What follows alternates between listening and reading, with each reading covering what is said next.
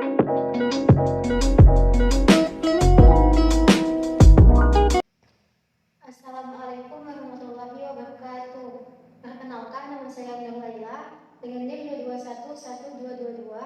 Baiklah, di sini saya akan menjawab pertanyaan yang diberikan oleh Pak Insan untuk memenuhi tugas UAS Matkul Masail Fiqhiyah Al-Hadisah.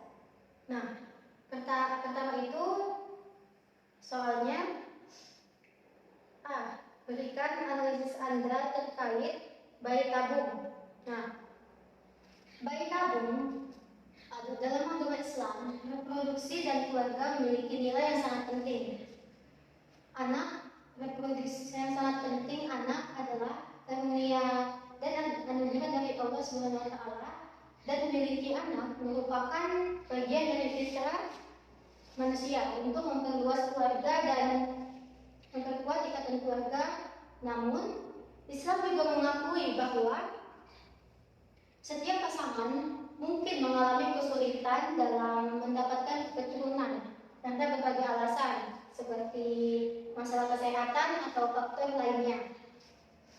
Jadi, dalam konteks bayi tabung, meskipun proses perubahan dilakukan di luar tubuh, sperma suami dan ovum istri tetap menjadi asal muasal kehidupan yang diimplementasikan dalam rahim istri. Nah, dalam hal ini, prinsip dasar Islam tentang keharusan menjaga keturunan keluarga dapat dilihat sebagai dorongan positif untuk mencari solusi medis yang menunjukkan pasangan suami istri untuk memiliki keturunan. Dan soal kedua, jika melakukan bayi tabung dengan alasan menjaga kondisi tubuh agar tetap menawan atau atletis, apakah diperbolehkan? Berikan alasannya. Nah, melakukan bayi tabung semata-mata untuk alasan menjaga tubuh agar tetap menawan atau atletis tidak dibolehkan dalam perspektif agama Islam.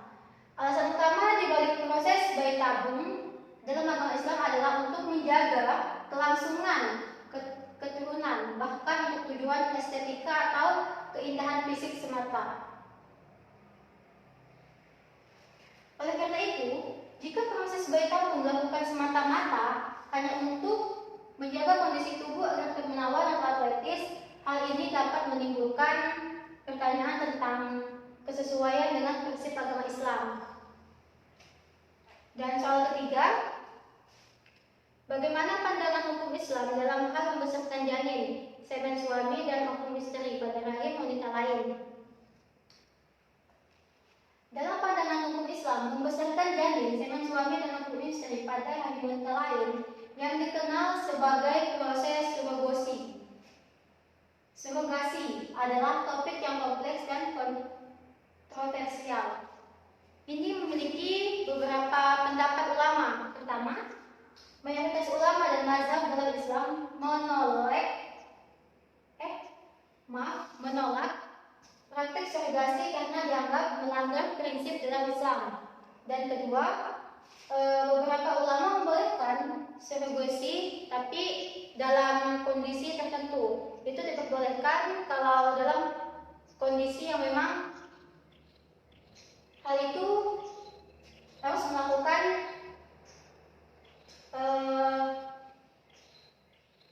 surogasi atau semen suami dan ovum istri pada rahim wanita lain. Baiklah, di sini saya akan menjawab pertanyaan dari nomor 2.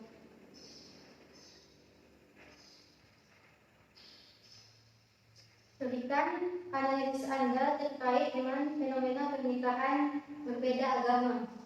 Nah, dalam perspektif agama, pernikahan antara dua agama dapat menjadi kontroversial karena beberapa agama memiliki aturan dan ketentuan yang berbeda terkait dengan pernikahan beda agama.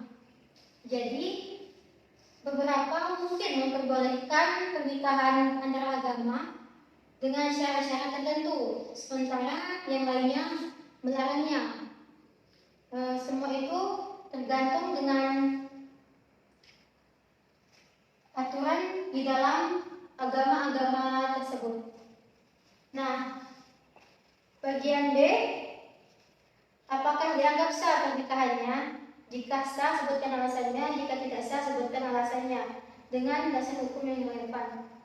Nah, menurut saya sah karena dalam Undang-Undang Republik Indonesia Nomor 1 Tahun 1974 tentang perkawinan pasal 2 ayat 1 disebutkan bahwa perkawinan beda agama sah apabila menurut hukum masing-masing agama dan agamanya serta kepercayaannya itu. Dan soal ketiga, dan bagian C, bagaimana Undang-Undang Republik Indonesia mengatur kasus nikah beda agama dan bagaimana hukum Islam berpandangan. Nah, tadi dalam pasal 2 disebutkan bahwa perkawinan beda agama sah apabila menurut hukum Islam masing-masing agamanya dan kepercayaannya itu.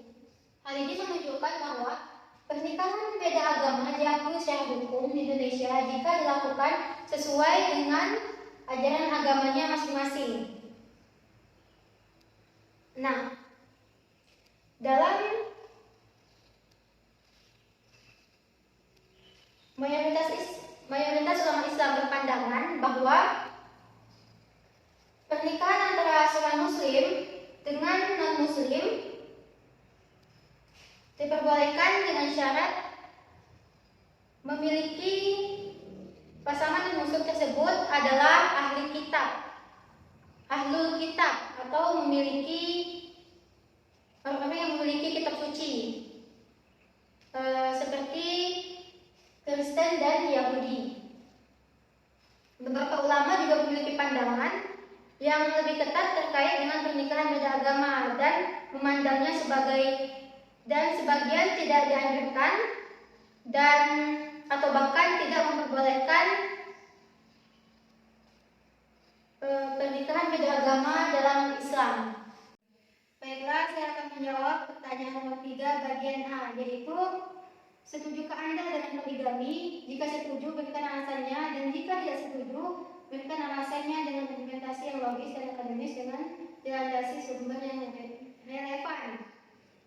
Nah, di sini saya tidak setuju dengan poligami. Pertama, karena keadilan yang sulit dijalankan. Poligami seringkali sulit untuk dilaksanakan dengan keadilan yang mutlak, terutama dalam perhatian, nafkah, dan perlakuan yang adil terhadap istri-istrinya.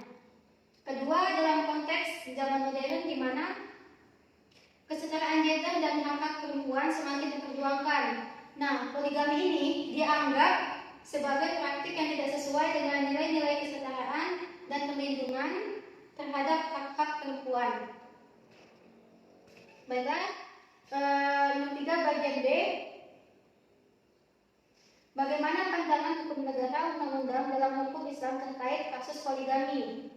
Nah, Undang-Undang Perkawinan Nomor 1 Tahun 1974 mengatur syarat-syarat prosedur dan pengakuan yang adil terhadap perkawinan di Indonesia. Undang-undang ini secara spesifik mengatur poligami, namun memberikan dasar hukum bagi pengaturan perkawinan yang diakui secara hukum Indonesia. Baiklah, mungkin hanya itu yang bisa saya jawab dan sampaikan. Bila ada salah kata, saya mohon maaf. Pada Allah saya mohon ampun. Saya akhiri. Wassalamualaikum warahmatullahi wabarakatuh.